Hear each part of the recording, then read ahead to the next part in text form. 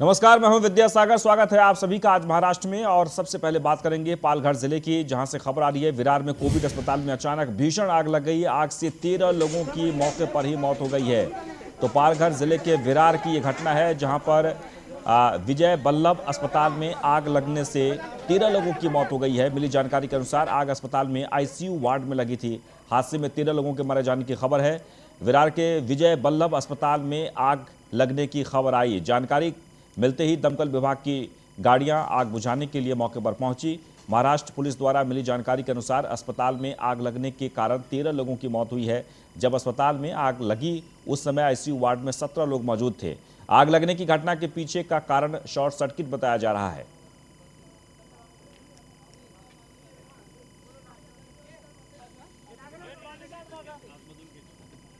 तो पालघर जिले के विरार की यह घटना है। तस्वीरों में आप देख सकते हैं अस्पताल में आग लगी है और आग लगने से 13 लोगों की मौत हो गई है। आईसीयू वार्ड में आग लगी थी, 17 लोग उस समय भर्ती थे और इस घटना के बाद से इलाके में सनसनी फैल गई। वसई विरार कॉरपोरेशन में प्राइवेट हॉस्पिटल है, उसमें आईसीयू यूनिट में सुबह 3-3:15 बजे एसी का ब्लास्ट हुआ। उसमें जब ब्लास्ट हुआ तब आग लग गई। उसके बाद 4 पेशेंट और स्टाफ बाहर आया। बाकी 13 पेशेंट जो आईसीयू में थे वो आग की कारण उनका डेथ हो गया। बाकी 4 लोगों को शिफ्ट किया और जो नॉन आईसीयू के पेशेंट्स हैं वो सब सेफ है। वसई विरार 3:15 बजे मेरे दोस्त का फ़ोन आया। उसकी सास को विजय वल्लभ में एडमिट किया था, इसलिए उसने मुझे फ़ोन किया, जाके देख के बहुत आईसीयू में बड़ी आग लगी है। इसलिए मैं दौड़ के भाग के यहाँ पे पहुँच गया। देखा तो फायर ब्रिगेड की गाड़ी जस्ट आई थी। मैं तुरंत आईसीयू डिपार्टमेंट में गया सेकंड फ्लोर पे। तो सेकंड फ्लोर पे आईसीयू डिपार्टमेंट में आग लगी थी। अंदर जाने का कुछ चांस ही नहीं था, कुछ मौका ही नहीं था अंदर जाने का। बहुत धुआं आ रहा था अंदर से। वहाँ पे 2 नर्स थी, खाली 2-3 नर्स थी और डॉक्टर, एक भी डॉक्टर नहीं था वहाँ पे। बाद में फायर ब्रिगेड ने आधे घंटे के बाद आग बुझाई, लेकिन इतना धुआं था कि अंदर कोई घुस नहीं पाए। तो मुख्यमंत्री उद्धव ठाकरे ने विरार के विजय वल्लभ अस्पताल के आईसीयू में आग से कुछ रोगियों की मौत पर दुख जताया है। निर्देश दिए हैं कि इलाज करवा रहे अन्य रोगियों को नुकसान नहीं पहुंचना चाहिए, उन्हें तत्काल स्थानांतरित किया जाना चाहिए। आग की घटना के बारे में जानने के बाद मुख्यमंत्री ने खुद संबंधित अधिकारियों से बात की और उनसे सबसे पहले यह सुनिश्चित करने को कहा कि आग पूरी तरह से बुझ जाए और अन्य रोगियों का इलाज जारी रहे। आग के कारणों की उचित जांच होनी चाहिए। उन्होंने प्रशासन को तुरंत यह भी निर्देश दिया है कि अग्नि सुरक्षा पर्याप्त थी या नहीं, और क्योंकि यह एक प्राइवेट अस्पताल था तो दूसरी तरफ चंदपुर, मुंबई, नासिक और अब विरार के कोविड अस्पताल में हुए हादसों में मौत पर मुख्यमंत्री उद्धव ठाकरे ने दुख व्यक्त किया है और जांच के आदेश दिए हैं।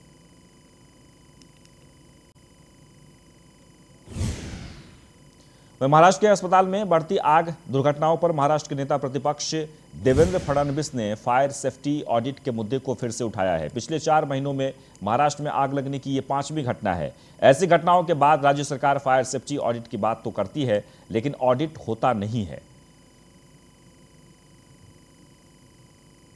दुर्घटना के बाद, हर अग्निकांड के बाद हम ये कहते हैं कि इसकी जांच करेंगे, जांच तो करनी पड़ेगी, लेकिन फायर सेफ्टी ऑडिट की बात लगातार मुख्यमंत्री जी कहते हैं वो हो नहीं पा रहा है। अभी कोविड हॉस्पिटल्स के ऊपर बहुत प्रेशर है। ऐसे समय सरकार ने एक यंत्रणा तैयार करनी चाहिए और उस यंत्रणा के माध्यम से सरकार ने इसका वह महाराष्ट्र के नासिक महापालिका के डॉक्टर जाकिर हुसैन अस्पताल के ऑक्सीजन टैंक लीकेज मामले का सीसीटीवी फुटेज सामने आया है। पुलिस ने अज्ञात लोगों के खिलाफ भद्रकाली पुलिस में मामला दर्ज किया है। साथ ही इस दुर्घटना के लिए डिविजनल कमिश्नर की अध्यक्षता में 7 सदस्यों की जांच कमेटी भी बनाई गई है। दरमियान ऑक्सीजन टैंक लीकेज का सीसीटीवी फुटेज सामने आया है। सीसीटीवी फुटेज में कर्मचारी टैंक में ऑक्सीजन भर रहे थे, तभी अचानक से लीकेज शुरू हुआ, जिसके बाद कर्मियों की भागदौड़ भी शुरू हुई। दुर्घटनाग्रस्त ऑक्सीजन की टैंक पुणे की टायो निपॉन सांसो कॉरपोरेशन, इस कंपनी से अस्पताल प्रशासन ने 10 साल के लीज पर ये टैंक ली थी, जिसकी क्षमता 13 किलो लीटर बताई जा रही है।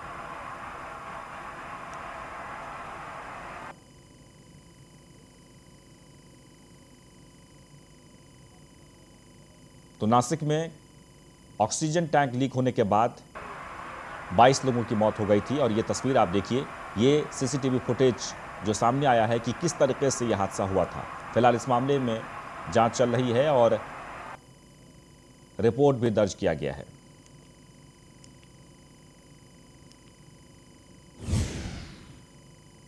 वहीं रायगढ़ जिले के महाड़ में पानी की कमी का संकट उभर आया है। महाड़ इंडस्ट्रियल एस्टेट के नजदीक के भोगांव और शेल गांवों में पानी के स्रोत कम हो गए हैं, जिस कारण यहां के ग्रामीणों को पानी की कमी का सामना करना पड़ रहा है। वर्तमान में 1 किलोमीटर दूर एक सार्वजनिक कुएं में पानी उपलब्ध है।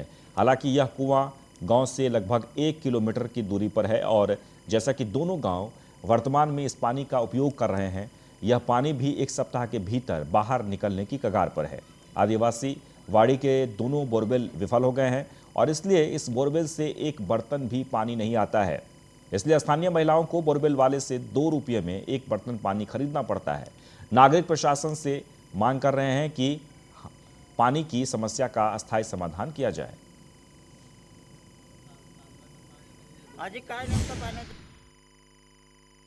कोविड का संकट है तो दूसरी तरफ यहाँ के कई गांवों में पानी की समस्या गंभीर बनती जा रही है। अगर हम देखें तो रायगढ़ जिले के महाड़ औद्योगिक वसाहत के नज़दीक आने वाले भोगा और शेल गांव में पानी की समस्या गंभीर बनती जा रही है। इसलिए यहाँ के स्थानीय लोग हैं, नागरिक हैं, महिलाएं हैं, उनको पानी के लिए दर दर भटकना पड़ रहा है।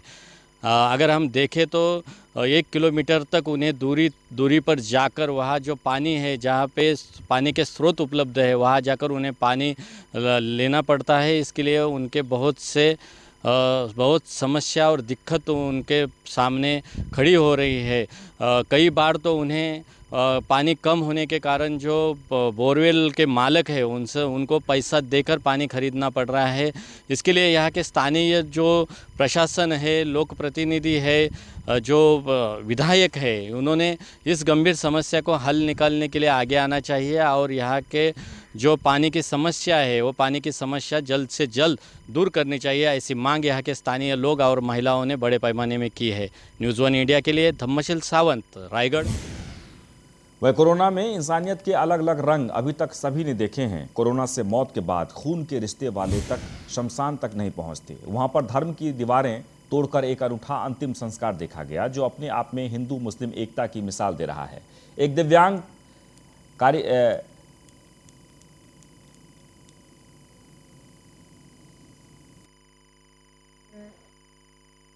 हिंदू मुस्लिम हम एक साथ में जो भी कार्यक्रम होता है सब एक साथ में हम लोग बनाते हैं।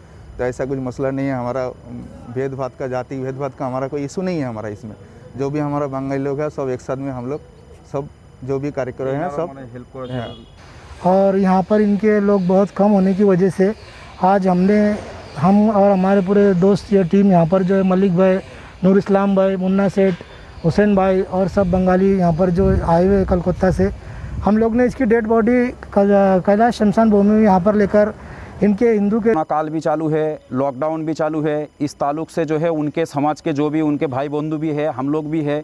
और आज इस दौर में भी जो है मतलब हम एक आपके चैनल के माध्यम से एक संदेश देना चाहते हैं कि चाहे कोई कितनी भी राजनीति करे, हम यहाँ पे हिंदू मुस्लिम हम ऐसा कुछ देखते नहीं। हम यहाँ पे जो तो महाराष्ट्र में कोरोना संक्रमितों का आंकड़ा बढ़ता जा रहा है और ऐसे में कोविड अस्पतालों में हो रही दुर्घटनाओं में भी मरीजों की मौत हो रही है। और इसके चलते भाजपा के प्रवक्ता डॉक्टर किरीट सोमैया ने महाराष्ट्र सरकार पर जमकर निशाना साधा। महाराष्ट्र में ऑक्सीजन और आग, इसके कारण कोविड मृत्यु का तांडव चल रहा है। उद्धव ठाकरे साहब, आपका घमंड बाजू पे रखो, केंद्र सरकार और आर्मी की मदद लो, ऑक्सीजन फायर प्रोफेशनल ऑडिट करके सुधार करो।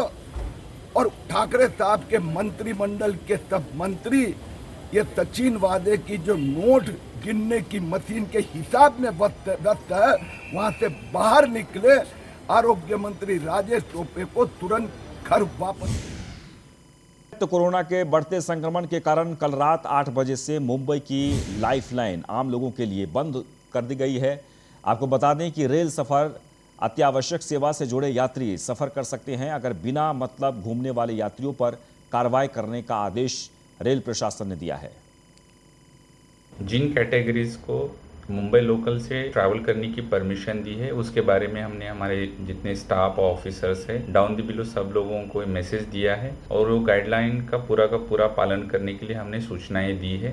तो लोगों से निवेदन है कि जो कैटेगरीज परमिटेड है वही जो है ट्रेन से ट्रैवल करें, बाकी लोग स्टेशन पर आके भीड़ भाड़। वहीं नागपुर जिले के उमरेड परिसर में कोविड पेशेंट को काफ़ी दिक्कतें हो रही है और इसके बारे में न्यूज़ 1 इंडिया ने खबर दिखाई, जिसका बड़ा असर हुआ है और उमरेड वासियों के लिए 80 बेड का कोविड सेंटर शुरू कर दिया गया है, जिसका उद्घाटन स्थानीय विधायक राजू पारवे के हाथों आज संपन्न हुआ। उमरेड के विधायक राजू पारवे जी अधिक जानकारी के लिए उनके पास रुक करते हैं। सर स्वागत है आपका। न्यूज़ 1 इंडिया ने जो खबर कुछ दिन पहले दिया था, जैसी खबर मैंने देखा उसी हिसाब से मैंने पालक मंत्री, जिले के कलेक्टर, इनके साथ में एक बैठक लेके आज मैंने उमरेड शहर में 100 बेड का कोविड हॉस्पिटल सुसज्ज ऐसा कि जहां पूरे ऑक्सीजन की सुविधा हो, पूरे बाईपैप मशीन हो, ऑक्सीजन कॉन्ट्रैक्टर हो, ये सारी सुविधा के साथ में एक सुसज्ज ऐसा कोविड सेंटर आज मैंने जहां उद्घाटन किया है। मैं मेरे सभी जितने भी वर्कर हैं, हमारे मेडिकल कर्मचारी हो, मेरा रेवेन्यू विभाग हो, मेरा पुलिस कर्मचारी हो, इन्होंने रात दिन एक करके उस कोविड सेंटर को खड़ा करने के लिए रात दिन एक किए। आज मेरे उमरेड शहर में 100 पेशेंट के लिए, ताकि हम उनकी जान बचा पाए।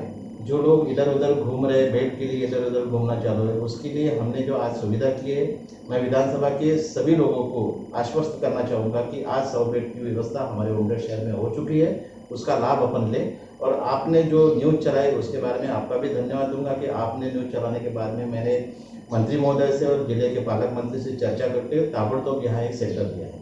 सर इसमें आपका आमदार फंड का कोई जो है इशू आएगा क्या आप लोग कितना खर्चा करोगे इस बारे में? उसमें ऐसा है कि हमारी महाविकास आघाड़ी सरकार प्रत्येक आमदार को 1 कोटी रुपये दिया है, जहाँ पैसे की कोई कमतरता नहीं, खाली कमतरता है हमारे डॉक्टरों की। हम तो पैसा देने के लिए हमारा शासन हो, हमने 1 कोटी रुपया प्रत्येक हमारे तालुका में पैसे देने का, मैं तो आमदार नीति से पूरा 1 कोटी का नियोजन किया हूँ। ये थे हमारे विधायक राजू पारवे जी, जिन्होंने हर तरह का सबको आश्वासन दिया है कि यहाँ पे कोविड के कार्यकाल में किसी को भी सुविधा से अचंभा नहीं रहा जाएगा और हर सुविधा के साथ। वहीं कोरोना की दूसरी लहर में जरूरतमंद लोगों को 2 वक्त का खाना ठीक से मिले, इसलिए महाराष्ट्र सरकार ने शिव भोजन थाली योजना को अब मुफ्त कर दिया है, जिसका फायदा अब जरूरतमंद लोगों को होता दिखाई दे रहा है। औरंगाबाद जिले के कन्नड़ शहर में गरीब और ज़रूरतमंद लोगों को शिव भोजन की वजह से काफ़ी सहारा मिला। रोज़ाना 100 से भी ज़्यादा लोग शिव भोजन का लाभ ले रहे हैं। बता दें कि पहले यही भोजन लोगों को मात्र 10 रुपये में मिलता था, जो अब महाराष्ट्र सरकार ने कोरोना का संकट देखकर मुफ्त में देना शुरू कर दिया है।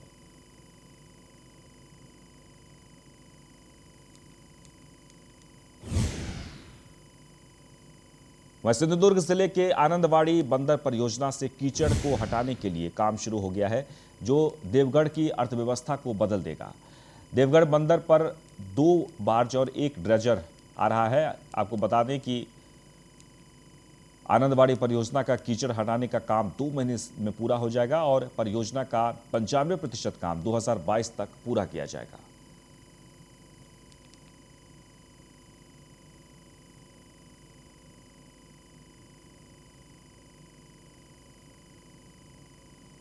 कीचड़ को हटाने के लिए काम शुरू कर लिया गया है, तस्वीरों में आप देख सकते हैं, और 2022 तक इसे पूरा कर लिया जाएगा। 80 करोड़ की लागत से यह कार्य किया जा रहा है। आगे बढ़ते हैं। महाराष्ट्र कांग्रेस के अध्यक्ष नाना पटोले ने गुरुवार को नेता विपक्ष देवेंद्र फडणवीस से कहा कि वह अभी राजनीतिक मतभेदों को दूर रखकर कोविड की मौजूदा भयावह स्थिति से मुकाबला करने के लिए महाराष्ट्र सरकार के प्रयासों का समर्थन करें। पटोले ने कहा कि कोविड-19 एक राष्ट्रीय आपदा है और इसके बाद भी महाराष्ट्र को केंद्र से दवाओं और चिकित्सा उपकरणों की खरीद के लिए संघर्ष करना पड़ रहा है। साथ ही उन्होंने कहा कि महाराष्ट्र को प्रतिदिन 50,000 रेमडेसिविर इंजेक्शन की जरूरत है और केंद्र ने प्रतिदिन केवल 26,000 शीशियों का ही आवंटन किया है। उन्होंने कहा कि ऐसा पूर्वाग्रह अच्छी बात नहीं है। पटोले ने कहा कि फडणवीस और अन्य भाजपा नेताओं को गैर जिम्मेदाराना व्यवहार करने के बदले में केंद्र में महाराष्ट्र की आवाज बनना चाहिए।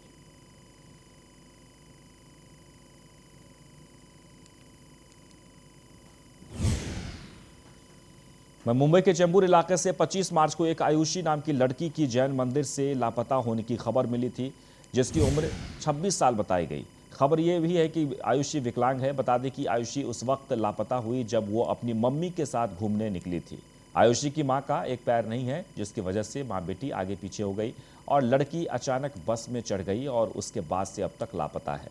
छानबीन करने पर पता चला कि पहली बार लड़की को कुर्ला स्टेशन के बाहर शाम में देखा गया था। उसके बाद उसे CST पर देखा गया। आयुषी ने पनवेल से अंधेरी जाने वाली ट्रेन पकड़ी। उसी ट्रेन में उसे किसी शख्स ने पहचाना था और उसका फोटो निकालकर व्हाट्सएप के जरिए घर वालों को बताया। उसी ट्रेन में कई यात्रियों से हंगामा भी हुआ, जिसके बाद उस अगली विरार की ट्रेन में देखा गया। फिर उसके बाद आयुषी का कोई पता नहीं चल पाया है। शाम को 7 साढ़े 7 बजे वो वडाला रेलवे स्टेशन वहाँ पे दिखाई दी थी, ऐसी इन्फॉर्मेशन मिली थी।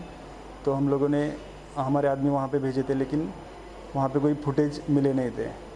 उसके बाद फिर सांता क्रूज रेलवे स्टेशन पे वो CCTV फुटेज में नज़र आई थी। तो उसके बाद हमने इंक्वायरी की तो वो बार बार ट्रेन बदलती रहती थी और लास्ट आखिरी में कांदिवली रेलवे स्टेशन पे हमें वो दिखाई दी थी। कांदिवली से उसने वहीं अकोला जिले में कोरोना संक्रमण के प्रकोप को देखते हुए जिला प्रशासन ने कोरोना संक्रमित मरीजों को ऑक्सीजन की कमी न होने और इसके लिए राज्य सरकार को ऑक्सीजन के टैंकर की मांग की गई थी।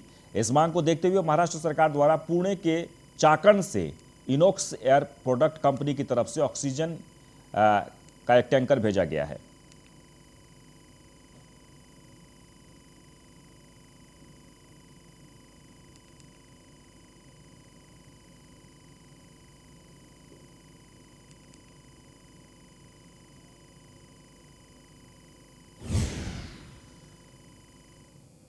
और इसी के साथ आज महाराष्ट्र में बस इतना ही, लेकिन आप खबरों के लिए लगातार बने रहें न्यूज़ 1 इंडिया के साथ।